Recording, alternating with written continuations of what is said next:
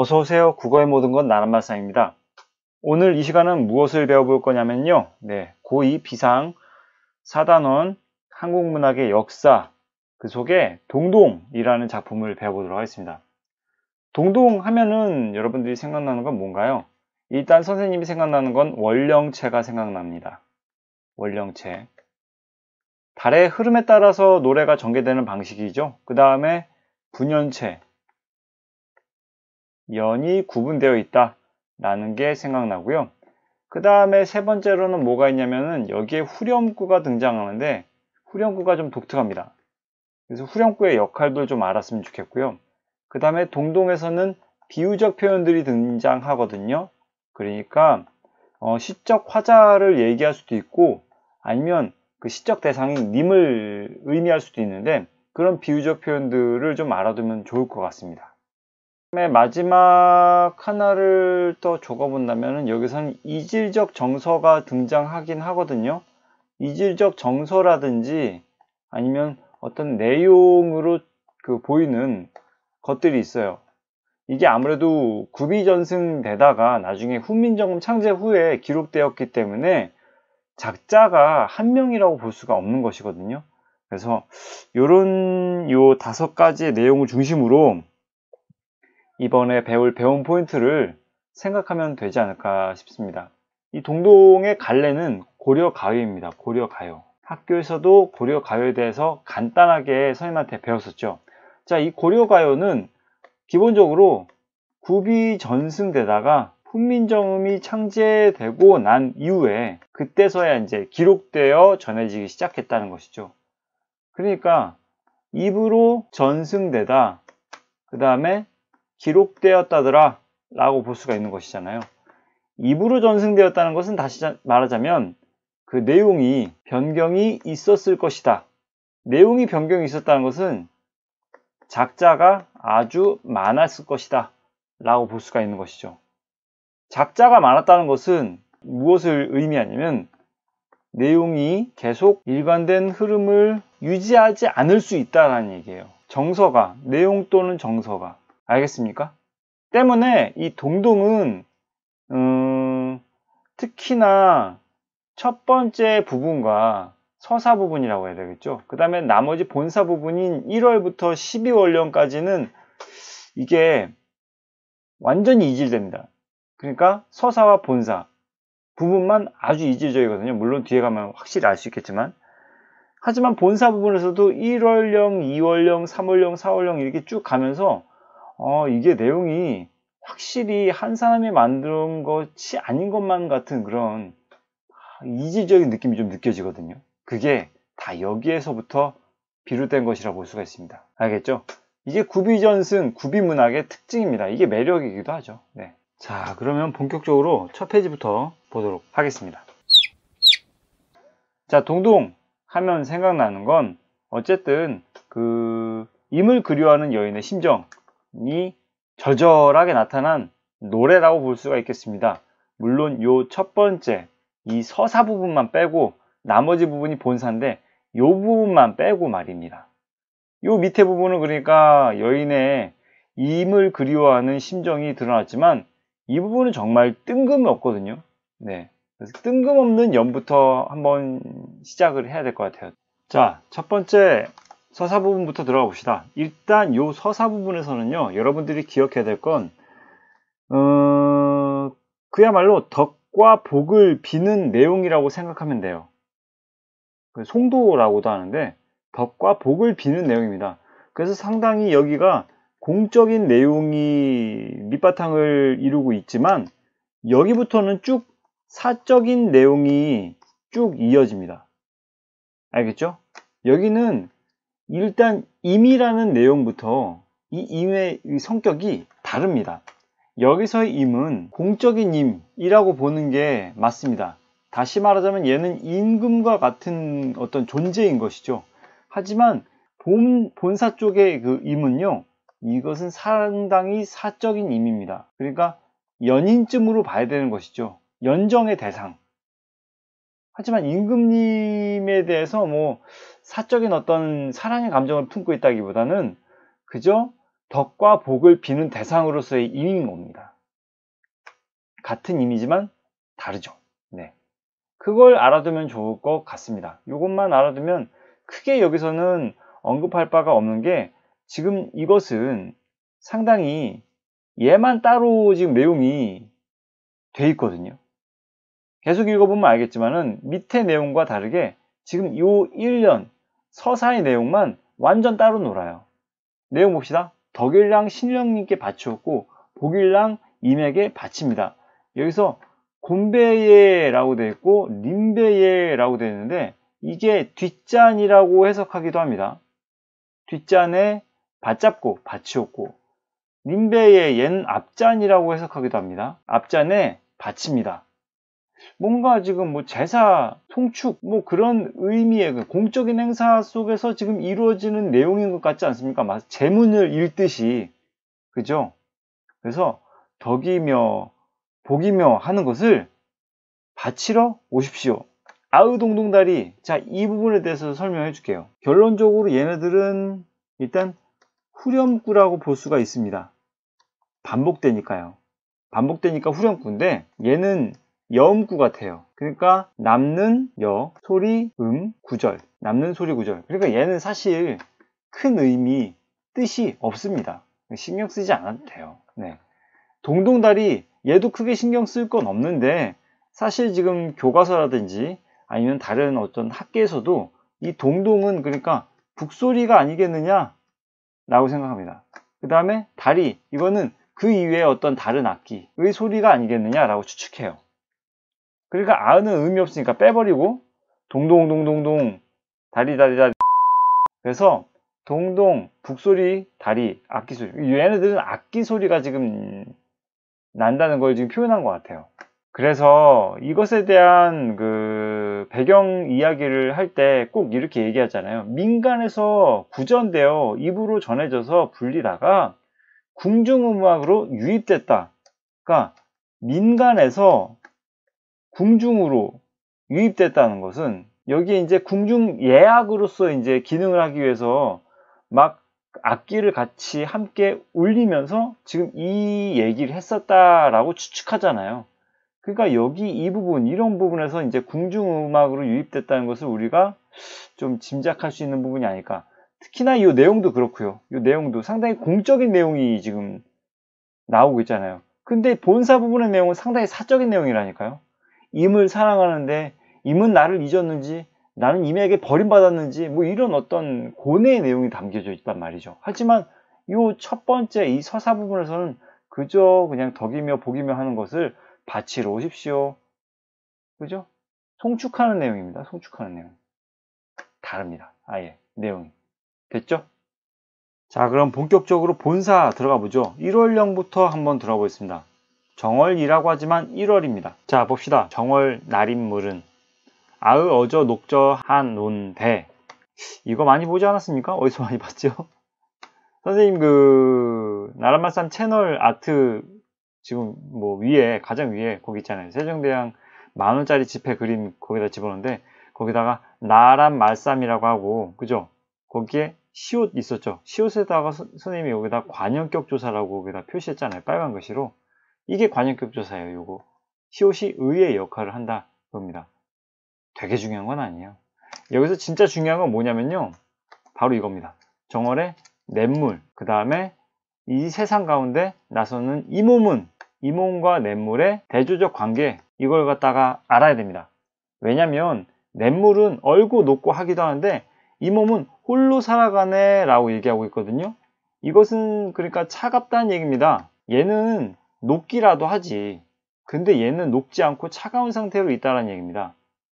다시 말해 좀 더 가자면 얘는 얼음의 상태인 거고, 냇물은 얼음의 상태에서 물의 상태로 녹고 하는데 하지만 내 몸은 차가운 상태이다. 얼음인 상태이다. 왜? 임의 부재 때문이죠. 자, 요렇게 1월령은 요렇게 알아두면 될 것 같습니다. 요것만 뭐 체크하면 넘어가도 될 것 같습니다. 임없이 살아가는 외로운 처지를 호소한다. 자, 그 다음에 2월령 봅시다. 2월령. 자, 2월령 보면 2월 보름에 높이 켠 등불 같구나. 등불을 켜는 때면은 그러니까 이 2월 보름은 무엇을 의미하냐면 이것은 그러니까 연등회를 말합니다. 연등회. 연등회가 열리는 날에 높이 켠 등불이라고 얘기합니다. 이 높이 켠 등불은 그래도 좀 중요하다고 볼 수가 있을 것 같아요. 높이 켠 등불, 이게 무엇이냐면 고매한 인품이라고 쓰면 돼요. 됐죠? 그래서 고매한 인품을 지닌 임에 대한 비유라고 썼는데 자수에 이렇게 나와 있는데 이 고매하다는 게 이게 그 인품이나 품성 뭐 같은 얘기죠? 아니면은 학식 따위가 상당히 높은 경지에 이르렀다라고 얘기할 때 고매하다는 표현을 쓰거든요. 자, 그러면 이 높이 켠 등불, 등불은 하늘 위로 올라가죠. 그죠? 하늘 위에 있죠. 이것은 무엇을 얘기하냐면 바로 임의 아주 고매한 인품을 상징한다 볼 수 있겠습니다. 됐죠? 굳이 그림으로 표현하자면 이 풍등 같은 거 있잖아요. 등 붙여가지고 막 하늘 위로 둥둥 떠 올려 보내잖아요. 물론 이 등불이 이 등불은 아니겠지만 비슷할지도 모르겠어요. 근데 지금 이걸 뭐라고 보면 되냐면 그러니까 이게 인품인 거예요. 누구의 인품? 임! 내가 좋아하는 그 임의 인품인 것이죠. 네. 고매한 인품. 하늘로 올라가지 않습니까? 상승의 이미지는 좀 느낌이 좋습니다. 긍정적 이미지를 내포하고 있죠. 됐죠? 자, 그 다음에 우리가 봐야 될 부분이 요겁니다. 다오라, 그 다음에 지지셨다. 이 부분을 그 교과서에서는 지금 이렇게 묶었어요. 묶은 다음에 여기에 어떤 어조가 녹아있다 라고 썼냐면 예찬적, 영탄적, 어조라고 얘기했습니다. 자, 사실 이 예찬적이라는 표현은 무슨 뜻이냐면 알고 있는 친구들 많겠지만 상당히 찬양적인 어떤 성격이라고 생각하면 될 것 같아요. 훌륭하고 아름다운 뭐 그런 어떤 우리가 존경하고 본받아 마땅한 그런 대상의 것을 높여서 기리는 걸 예찬적이라고 얘기합니다. 그렇게 본다면 여기서 임을 고매한 인품을 가진 임을 상당히 높여 기리는 어떤 성격이 짙기 때문에 이 내용 전체가 상당히 이게 예찬적인 어떤 성격이 짙은 문장이라 볼 수가 있겠죠. 영탄적 어조, 감탄의 느낌이 짙은 내용을 영탄적 어조라고 하잖아요. 근데 다어라, 이게 사실 여기에서는 같구나라고 해석했지만요, 이거는 뭐라고 해석해야 되냐면요, 높이 켠 등불 다어라 라고 해석을 해야 되는 겁니다. 다어라니까요. 알겠죠?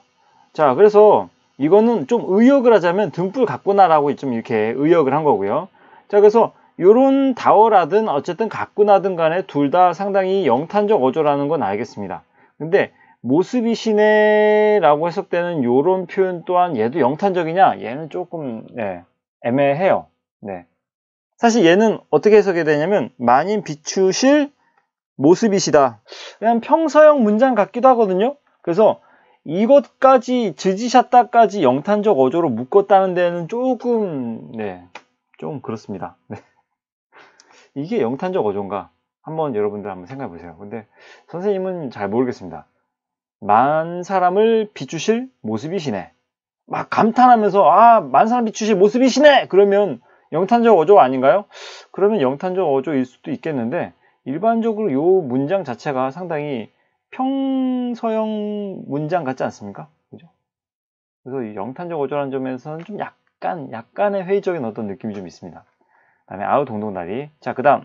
자, 아까 2월이었으니 2월은 3월 들어갑니다. 3월 나며 개한, 핀, 만춘 달의꽃이요 라고 되어 있습니다.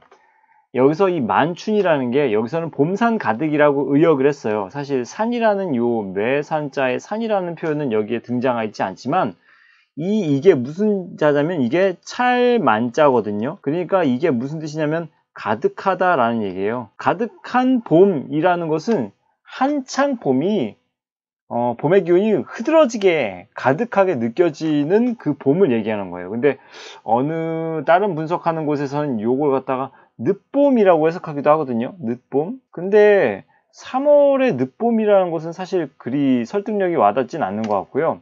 그러니까 늦봄이라기보다는 한창 봄의 기운이 가득할 때 그때 피어나는 진달래꽃이요 라고 얘기하면 됩니다. 봄이 가득할 시기에 피어난 진달래꽃이요 라고 해석하면 됩니다. 근데 더 의역을 하자면 봄산 가득 진달래꽃이라고 해도 사실 상관은 없을 것 같아요. 그 다음에 남이 불올지질, 남이 부러워할 즈을 모습. 이제 이쯤 되면은 요게 모습이라는 뜻이라는 걸 좀 알고 있겠죠. 여기다가 이제 목적격 조사 을이 붙어서 요게 뒤로 옮겨갔기 때문에 즈을이 된 겁니다. 네. 그것을 지니고 나셨다. 존댓말이 쓰인 거죠, 여기요. 예. 주체 높임에 선언말 어미가 붙은 겁니다. 지니어 나셨다. 아, 동동다리. 요 3월령에서 체크하고 넘어갈 것은 바로 요 달윗꽂이. 요것만 체크하고 넘어가면 될 것 같습니다. 이게 달윗꽂이, 그러니까 이 진달래꽃이 무엇을 의미하는 거냐면, 자, 요렇게 임의 아름다운 모습을 비유한다 라고 쓰면 될 것 같습니다. 자, 그 다음에 4월령으로 넘어갑시다. 4월령. 여기서 보면 아니 니죠. 그러니까 아니 있고 아니 이죠. 감탄사겠죠. 오실셔, 오시는구나. 곡골이세요, 궤골이세요입니다. 자, 여기서 곡골이세요를 갖다가 우리는 체크해 볼 필요가 있습니다. 그러니까 요 곡골이세랑 그 다음에 녹사님, 얘를 좀 체크해 볼 필요가 있습니다. 왜냐면 이 둘은 서로 대조적 관계를 좀 지니고 있거든요. 봐봐요. 잊지 않고 찾아오는 꾀꼬리새. 하지만 무슨 까닭으로 녹사님은 옛날을, 옛적에, 옛 시절에, 예전에 기억하던 나를, 예전에 만났던 나를 잊고 계신가요? 아니면 이렇게 교과서에서처럼 옛날을이라고 해석할 수도 있어요. 그래서 이 부분을 두 가지로 해석하자면, 첫 번째, 자, 이렇게 두 가지의 방향으로 해석할 수가 있다는 점, 여러분들은 어떤 것이 좀 더 설득력이 있다고 봅니까? 선생님 판단하지 않겠습니다. 어쨌든 교과서에서는 옛날을 이라고 했습니다. 옛날을 잊고 계신지요? 라고 얘기합니다. 자, 그 다음에, 자, 그럼 요 장면에서 이 시적 화자에 어떤 감정이 느껴지나요?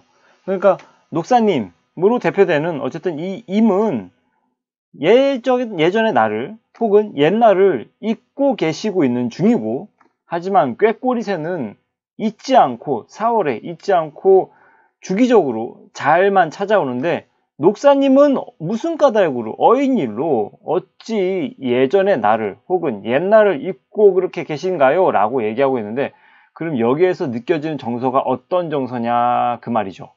어떤 정서인 것 같아요? 원망이 느껴지죠. 그죠? 그러니까 그 임을 그리워하는 마음 때문에, 즉 상사병과 같은 그런 상사 때문에 원망과 그 다음에 한탄이 서려 있는 부분이라고 볼 수가 있겠습니다. 그 이유가 뭔지 여기 앞에서 쓸까요? 이렇게 쓰면 될 것 같습니다. 그리움으로 인한 여인의 임에 대한 원망, 한탄. 좀 말이 좀 꼬이는 것 같은데, 어쨌든 여인은 임을 상당히 그리워하는 상사병에 걸린 것만 같은 그런 상황인 거죠. 근데 꾀꼬리새와 달리 녹사님은 나타나지 않으니까 원망과 한탄의 감정이 상당히 드러나고 있다라고 생각하면 되는 것입니다. 이 녹사라는 표현은 이거는 고려 때 벼슬의 이름입니다. 크게 그렇게 신경 쓰지 않아도 됩니다. 자, 그 다음에 5월 볼게요. 5월 5일은 어린이날. 이 5월 5일은 단오날입니다. 단오날 아침약이라고 얘기되어 있는데, 지금 이 단오날에 먹는 이 아침약은 자습서에는 이렇게 써 있어요. 이렇게 써 있습니다. 단오날 먹는 익모초즙. 그래서 이 익모초즙이라는 것은 우리에게 무엇을 상기시켜 주냐면요, 사실 이것은 임에 대한 사랑, 그 다음에 정성이라고 볼 수가 있다는 것이죠. 아침에 단오날에 특별히 먹는 아침약이 있대요. 이게 그 동국세식이라는 그 책에서 본다면 익모초와 진득차를 어쨌든 이 단오날에 뜯어다가, 어쨌든 이 둘 다 풀입니다. 이걸 또 어떤 특정한 풀인가 봐요. 정확히는 모르겠어요. 이걸 뜯어다가 오전 11시에서 오후 1시 사이에 햇볕에 말려서 약으로 쓴다고 합니다. 상당히 몸에 좋은 약인 것이죠. 그러니까 이게 익모초든 아니면은 진득차리든 사실 그건 큰 의미가 없는 거예요. 우리가 여기서 집중해야 될 건 뭐냐면은 이 단오날 아침에 임을 위해서 이 약초를 구해다가 볕에다 아주 정성스럽게 말려서 이걸 임에게 바친다는 것이잖아요. 그죠?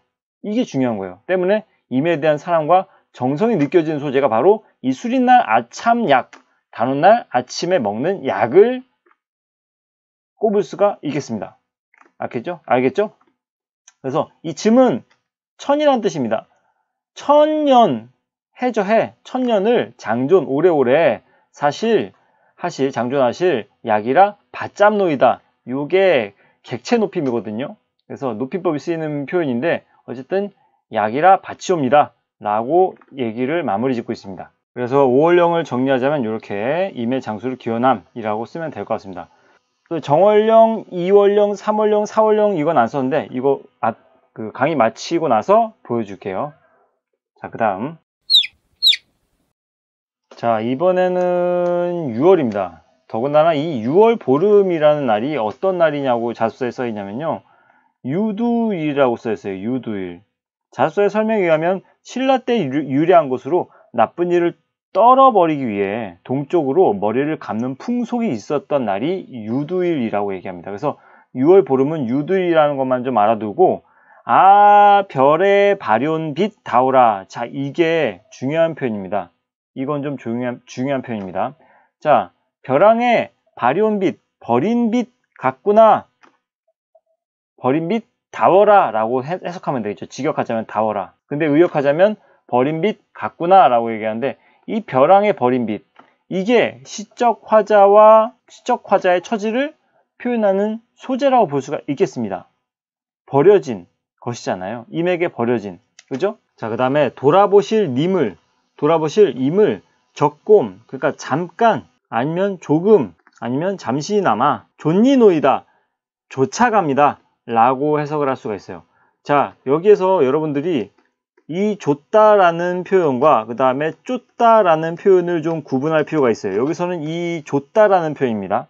사실 이 줬다라는 표현은 어떤 다른 사람의 어떤 말이나 뜻을 따르는 것을 얘기합니다.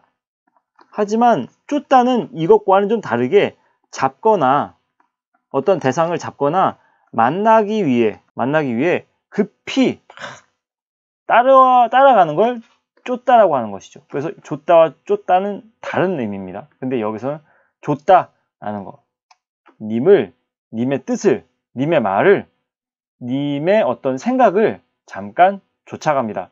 이렇게 벼랑에 버린 빛과 같이 처참하게 느껴지는데, 버려진 존재와 같이 느껴짐에도 불구하고 님을 쫓아가는 이 시적 화자의 어떤 미련이라고 해야 되나요? 임에 대한 어떤 사랑이라고 해야 되나요? 외사랑, 이런 게 좀 약간 느껴지는 부분이 있죠. 그죠? 일단은 6월령은 이렇게 버림받은 처제도 임을 따름이라고 쓰면 될 것 같습니다. 자, 그 다음에 7월령 볼게요. 자, 7월의 보름에 백종 배하야 두고. 자, 여기서 배하야가 무슨 뜻이냐면은 버려두고, 버리다, 아니면은 차려두고, 이렇게 해석할 수가 있는 겁니다. 근데 이 백종이라는 말의 뜻이 뭐냐면 이것은 백중날을 얘기합니다. 백중날이에요. 백종날이 아니라. 이게 자습서에서는 이렇게 써 있습니다. 이 무렵에 과실과 채소가 많이 나와 옛날에는 100가지 곡식의 씨앗을 갖추어 놓았다 하여, 그러니까 버려놓은 것이죠. 그렇게 하여 유래된 명칭이라고 얘기를 합니다. 이 백종, 이 날에 어쨌든 백종의 100가지의 어떤 씨앗의 어떤 재물이라고 생각하면 되겠죠. 그것이 재물이 씨앗이라고 생각하면 될 것 같습니다. 그것을 쫙 차려놓고 그 다음에 님을 한 대 내어가죠. 지금 이 7월령에서는 중요한 건 바로 이겁니다. 님을 한 대 내어가죠. 왜냐하면 이게 화자의 궁극적 소망이라고 볼 수 있는 부분인 거거든요. 님과 함께 가고 싶네 라고 해석했잖아요. 그래서 이렇게 임과 함께 하고 싶음이라고 자습서에 나와 있습니다. 이 녀가저라는 말의 뜻이 가다, 직역하자면 가거나 다녀가다 라는 뜻인 건데, 그냥 임과 함께 가고 싶다 라는 표현으로 해석하면 될 것 같아요. 임과 함께 어느 목표 지점을 향해서 함께 같이 간다는 것은 공동 운명체처럼 함께 살아가고 싶다는 얘기로 볼 수가 있겠죠. 이게 시적 화자의 궁극적이고 애절한 소망이라 볼 수가 있겠습니다. 그런 소원을 비잡노이다, 비옵니다 라고 합니다. 자, 그래서 7월령, 자, 이렇게 쓰면 되고요. 그 다음에 8월령 들어갑니다. 자, 여기서는 이 8월 보름에 대한 설명이 나와 있습니다. 8월 보름은 가위날이래요. 그러니까 이것은 무엇을 얘기하냐면 이게 한가위를 얘기합니다. 한가위인데, 이 한가위가 뭐 하는 날이냐면요, 아는 친구들은 알겠지만은 자습서에는 이렇게 써 있어요. 햅쌀로 송편을 빚고 햇가일 따위의 음식을 장만할 차례를 지내는 날입니다. 1년 중에 상당히 흥겨운 그런 날인 거예요. 자, 그러면 지금까지 상당히 노력을 해서 얻어낸 어떤 곡식, 따위를 이제 하늘에게 감사의 제사를 지내는 아주 흥겨운 날인데, 그렇지만 그런 날이지만 하지만 나에게 한가위는 임을 모시고 다니거든 그때서야 한가위라 이 말입니다. 다시 말하자면 임이 없는 한가위는, 자 여기다 써볼까요? 자 이렇게 간략하게 볼 수가 있겠죠. 임이 없으면 한가위가 아니고 임이 있으면 나에겐 깊은 뜻이 있는 한가위다 라고 볼 수가 있겠습니다. 그죠? 자, 일련의 이런 내용으로 봐서는 상당히 지금 이 시적 화자의 상황이 임과 함께 있는 상황이라 보입니까? 아니면 함께하지 못하는 상황이라 보입니까? 후자 쪽에 가깝겠죠. 그죠? 그래서 8월령은 자 이렇게 쓰면 될 것 같습니다. 임을 그리워함. 알겠죠? 여기에는 그러니까 지금 여기에는 어떤 정서가 녹아 들어가 있다고 생각하면 되냐면요. 여기에는 고독이 있습니다. 고독. 그 다음에 그리움. 전체적인 어떤 전반적인 정서가 그렇죠. 그죠? 자, 그 다음에 9월 들어갑니다. 9월. 자, 9월 9일 이날이 중양절이라고 얘기합니다. 중양절. 중앙절이라고들 하는 친구들도 있는데 중앙절이 아니라 중양절이에요. 이날이 무슨 날이냐면 세시 명절의 하나로 음력 9월 9일을 이르는 말. 이날 남자들은 시를 짓고 각 가정에서는 국화전을 만들어 먹고 놀았음이라고 자습서에 써 있습니다. 그런 날이래요. 시를 짓는 날, 남자들. 가정에서는 국화전을 만들어 먹는 날. 네, 꽃, 국화꽃 가지고 이제 전을 만들어서 먹는 것이죠. 자, 9월 9일에 약이라 먹는 황화고지 안에 드니 누런 국화꽃 안에 드니 갈수록 아득하구나 라고 해석되어 있는데, 근데 이 셰셔 가만하예라를 이렇게 해석하기도 해요. 이 셰셔를 뭐라고 해석하냐면 초가집, 이 가만하예라 얘를 갖다 뭐라고 해석하냐면요 조용하구나 라고 해석하기도 해요. 그러니까 이렇게 해석할 수도 있는데 초가집이 조용하구나 라고 해석할 수도 있어요. 이게 1번 해석이고 요걸 2번 해석이라 한다면 1번은 뭐 이렇게 해석하면 되는 거지만 2번은 어떤 의미에서 초가집이 조용하구나 라고 해석했냐면 약이라고 먹는 누런 국화꽃이 어쨌든 가족들 각 가정에서는 이 중양절에 국화꽃 가지고 이제 국화전을 만들어서 먹고 이렇게 시끌벅적해야 되는데, 근데 임의 부재인 상태인 거죠. 그죠? 이미 내 곁에 없는 부재의 상태인데 임의 부재인 어떤 홀로 고독한 상황 속과 그 다음에 국화꽃이 가득 핀 이 상황은 사실 부조화인 거죠. 국화꽃이 가득 폈으면 시끌벅적하게 임과 함께 사랑의 어떤 대화를 나누면서 국화전을 만들어 먹어야 될 것만 같은데 국화꽃은 가득히 피었지만 지금 임은 없고 나 홀로 있는 고독한 상황이기 때문에 이 국화꽃이 가득 핀 것이 되려 나의 어떤 임의 부재로 인한 고독감을 더욱더 부각시키는 역할을 한다라고 볼 수가 있다는 거예요. 2번으로 해석한다면 초가집이 조용하구나, 적막함. 조용하구나 이것은 그러니까 적막을 의미하는 것이죠. 임이 없는, 내 곁에 있었음 하는 그 임이 없는 이 적막함을 더욱더 부각시킨다는 것이죠. 고독함을 더욱더 부각시킨다는 것이죠. 이해가 가죠? 네, 그래서 이렇게 1번 쪽으로 해석할 수도 있겠지만 2번 쪽으로 해석할 수도 있다는 점 알아두면 좋을 것 같습니다. 그래서 9월령은요.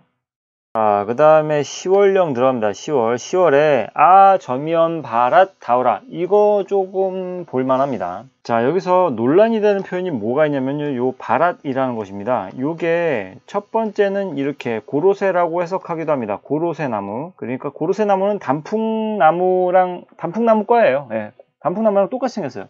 자, 그 다음에 두 번째는 무엇이냐면 얘를 보리수나무라고 해석하기도 해요. 여기서 점이언이라는 것은 얘가 기본형이거든요. 점이다. 이게 잘게 썰어 놓은, 그러니까 얇게 썰어 놓은 고로쇠나무 같구나, 보리수나무 같구나 라고 이렇게 해석하죠. 어쨌든 요거는 다워라 라고 해석하면 좋겠지만 좀 더 의역하자면 얇게 썰어 놓은 고로쇠나무 같구나, 얇게 썰어 놓은, 잘게 썰어 놓은 보리수나무 같구나 라고 해석하면 됩니다. 근데 꺾어버리신 후에 이게 무엇이냐면 나를 꺾어버렸다? 그렇다면 좀 약간 버림받은 신세라고 생각하면 되거든요. 그래서 이렇게, 자, 시적 화자인 나를 고로쇠나무 혹은 보리수나무 같다라고 표현했는데, 그죠? 원관념은 어쨌든 시적 화자라 친다면 이 보조관념인 고로쇠나무, 보리수나무를 꺾어버리신 후에 그 다음에 이걸 지니실 분이, 가지고 다닐 품속에 지니실 분이 없네, 아무도 없네 라고 얘기하는 겁니다. 계속 신세한탄, 버림받은 신세한탄이죠. 자, 그래서 시월령은 임에게 버림받아 슬퍼함이라고 썼습니다. 자, 이제 11월까지 왔습니다. 11월에는요 뭐라고 써있냐면요, 11월 봉당 자리에, 봉당, 요게 자습서에는 안방과 건넌방 사이에 흙바닥이라고 써있거든요. 크게 중요한 건 아닌데 이 봉당 자리에 흙바닥에 굳이 흙바닥, 되게 아늑한 바닥도 아니고 따뜻한 바닥도 아니고 흙바닥에 그 다음에 한삼 두퍼 누워, 한삼을 덮어 눕는답니다. 요 한삼이라는 것이 무엇이냐면 저고리 속에 껴있는 적삼이에요.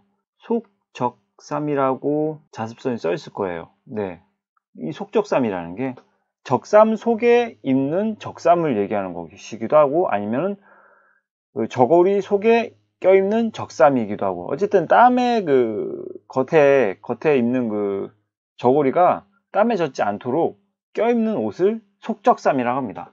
그 속적삼을 덮고 누워 슬픔을 살아온디어, 요게 좀 문제인데, 사르고 있다라고 지금 자습서에서는 설명하고 있는데, 사르다라는 이 표현은요, 기본형이 사르다일 텐데, 이 사르다이라는 표현은 이거는 무슨 뜻이냐면은 사전에 의하면 불사르다라는 뜻이에요.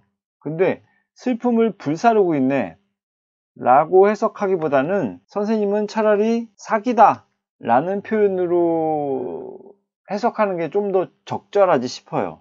그러니까 어떤 화를 사기다 라고 할 때 그 기분을 갖다가 점차 누그러뜨리는 것을 사기다 라고 표현하거든요. 이거는 불사르다 라는 표현이고, 엄연히 뜻은 다른데 결과론적으로 보면 어쨌든 슬픔이라는 어떤 부정적인 감정을 없애고 있는 측면에서는 둘 다 똑같긴 합니다. 하지만은 여기서 요 사라라는 표현을 지금 논문에서는 이렇게 보고 있어요. 이 녹일 소자로 보고 있거든요. 그러니까 녹이다 아니면 어떤 사라지게 하다 이런 식으로 해석을 할 수가 있거든요. 그러니까 사실 녹일 소자 자체가 사라지다 라는 의미를 가진 말로 쓰기도 하는데요. 이 녹일 소자, 녹이다, 사라지게 하다로 해석을 한다고 이렇게 보는 거예요. 사라라는 표현을. 자, 그럼 이 둘의 표현을 노래 문장의 문맥적인 의미로 봤을 때, 앞뒤의 어떤 맥락으로 봤을 때, 이 사라라는 표현을 삭이다는 표현으로 해석하는 게 낫지 않겠냐는 입장을 밝히고 있어요. 분을 사기다 할 때 쓰이는 표현이죠. 삭다의 사동적 표현인데, 사기다, 이게 낫지 않을까 싶은 거예요. 선생님은요, 슬픔을 사기고 있다, 뭔가 점차 그 슬픔이라는 감정을 누그러뜨리고 있다 라고 해석하는 게 낫지 않나 싶어요. 어쨌든 근데 크게 다른 건 아닐 겁니다. 불사르다라는 표현과 슬픔을 점점 누그러뜨리는 것과 어쨌든 이것을 감정의 소멸을 시키는 측면으로 봤을 때는 비슷한 거죠. 어쨌든 얘도 소멸시키는 거고 얘도 소멸시키는 거니까요. 중요한 건 슬픔이라는 감정을 소멸시키고 있다 라고 생각하면 되겠죠. 됐죠? 자, 그 다음 줄에 고운임, 스시움, 이게 무슨 뜻이냐면은 이거는 제각기, 저마다 라는 뜻으로 볼 수 있습니다. 그래서 고운임, 제각기, 멸셔, 살아가네, 떨어져 살아가네 라는 의역도 가능하다는 생각이 들어요. 그러니까 이 시적화자와 시적 대상인 임과 떨어져 있는 상황을 표현하기 위한 구절로 볼 수가 있겠습니다. 그래서 11월령은요, 임과 떨어져 있어 외로워하는 모습이 등장하고요. 마지막 12월입니다. 자, 12월도 우리는 좀 볼만한 게 있습니다. 뭐냐면요, 자, 여기서 이 나잘이라는 표현이 요게 반침이 쓰였잖아요. 자, 여기 이게 기본형이 이렇게 보면 됩니다. 나자다, 이렇게. 이게 무슨 뜻이냐면요, 그러니까 들이다 혹은 진상하다 라는 의미로 해석하거든요. 그러니까 이 부분을 드릴 혹은 진상할 이라고 해석하면 되겠죠. 진상할, 그러니까 누구에게 진상해? 임에게 드릴, 임에게 진상할 반, 소반에 저다워라, 그러니까 젓가락 다워라, 젓가락 같구나 라고 해석을 하면 되는 겁니다. 자, 그러면 여기서 시적 화자를 비유하는 또 표현들이 등장했습니다. 뭐냐면 소반 위에 젓가락. 이게 시적 화자입니다. 이렇게 자습서에는 임과의 사랑을 이루지 못한 화자의 처지를 비유한다 라고 써 있습니다. 자, 그래서 왜 이렇게 젓가락과 같다라고 얘기하냐면 님의 앞에 가지런히 어리노니 이 이노니를 어떻게 해석해야 되냐면요, 이다를 기본용으로 본다면 이게 두 가지 해석이 있어요. 사전 찾아보면요, 이다라는 게 첫 번째 해석은 뭐냐면 시집 보내다 아니면 장가들이다 라고 해석하거나, 아니면은 두 번째는 어우르다 라는 뜻으로 해석을 할 수가 있는 것이죠. 근데 요 중에서 지금 이 교과서에서는 어우르다를 해석을 선택한 것이죠. 그러니까 사실 요게 좀 더 뭐랄까요, 설득력이 있는 게, 그 작은 밥상 위에 젓가락을 어우르게 놓는다는 뜻이죠. 상당히 그 가지런히, 그러니까 따로 떨어져 있는 것을 딱 합치게 하여 놓는다라는 해석으로 보는 게 좀 더 맞겠죠.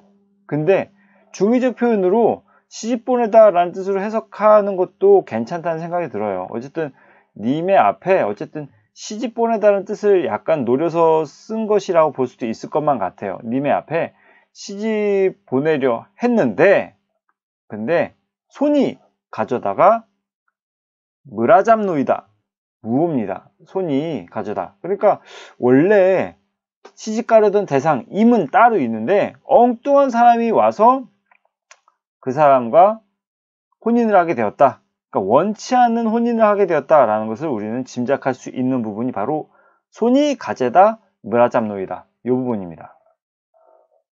그래서 이렇게 이루어지지 않는 사랑이라고 썼습니다. 서운하겠죠. 그러니까 정말 귀하신 손님과 같은 임에게 쓰시라고 아주 정성스럽게 가지런히 소반 위에다가 젓가락을 딱 놓았는데 엉뚱한 손님이 가져다가 그걸 갖다 쓰니 얼마나 속상하고 서럽겠습니까? 그죠?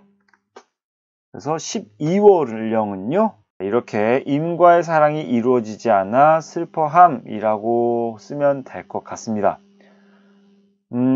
그러면 앞서 설명하지 않은, 써주지 않았던 1월령,과 2월령, 3월, 그러니까 정월령, 2월령, 3월령에 대해서도 쓰도록 하겠습니다.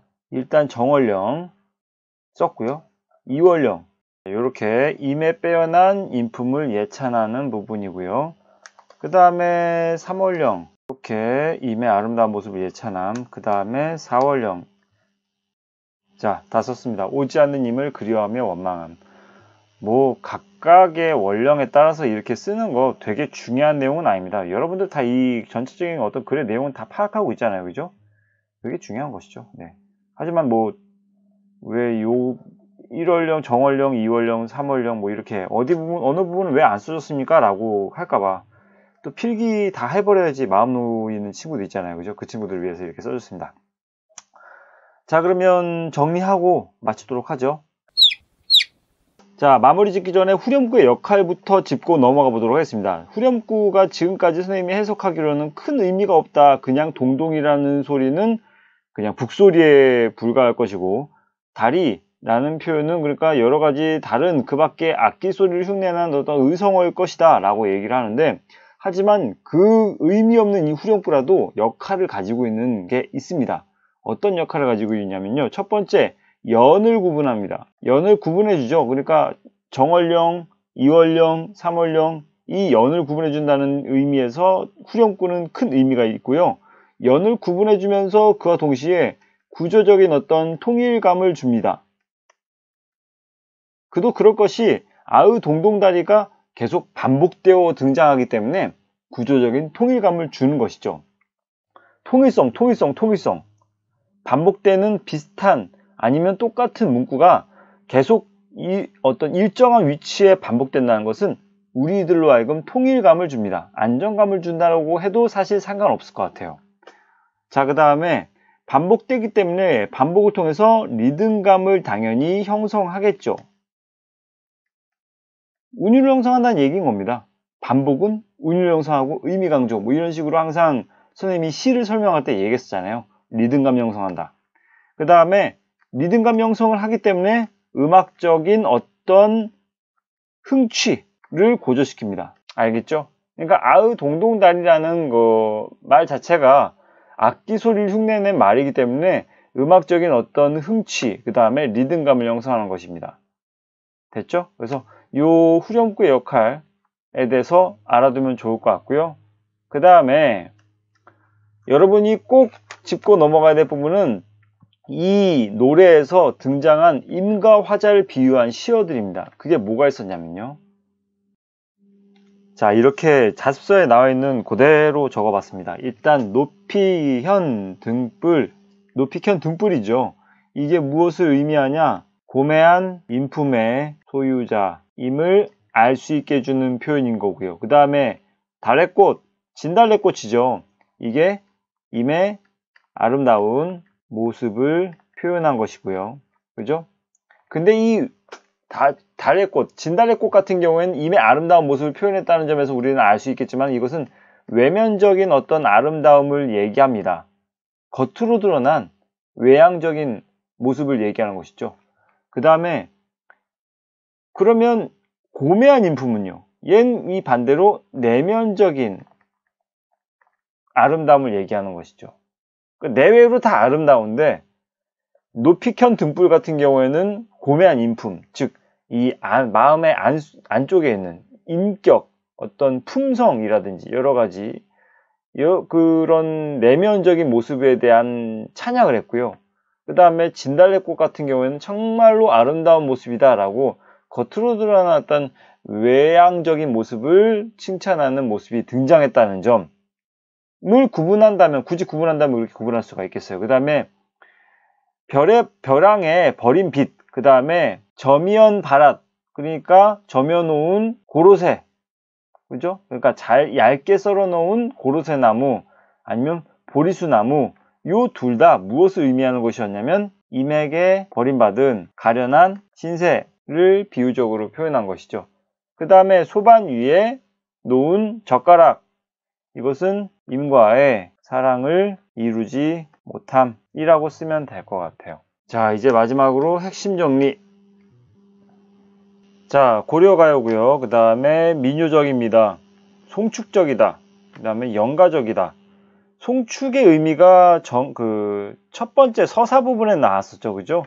그 다음에 연가적이다. 나머지 본사 부분, 그러니까 정월령부터 12월령까지의 내용들이 모두 다 연가, 사랑의 노래를 담고 있죠. 그 다음에 분연체, 연이 구분되어 있고요. 월령체라는 말이 그러니까 12월 달에 맞추어 지은 노래 형식이잖아요. 이게 월령체입니다. 그 다음에 주제 임에 대한 송축과 연모. 송축이란 말을 넣은 거는 맨 첫 번째 서사 부분에 있는 송축 때문에 그럴 겁니다. 특징, 임과 화자의 모습이나 처지를 다양한 사물에 빗대어 표현했습니다. 앞서 설명했었습니다. 그죠? 따로 다시 말하지 않겠습니다. 그 다음에 1년과 나머지 연의 정서가 이지적이다. 이게 가장 큰 특징이었어요. 그죠? 그 다음에 후렴구를 사용함으로 해서 얻어지는 게 뭐냐? 연을 구분한다. 음악적 흥취를 고조시킨다. 라고 우리는 얘기를 했었습니다. 됐죠? 자, 여기까지 강의 또 듣느라 고생 많았습니다. 또 더 유익한 강의로 돌아오도록 하겠습니다.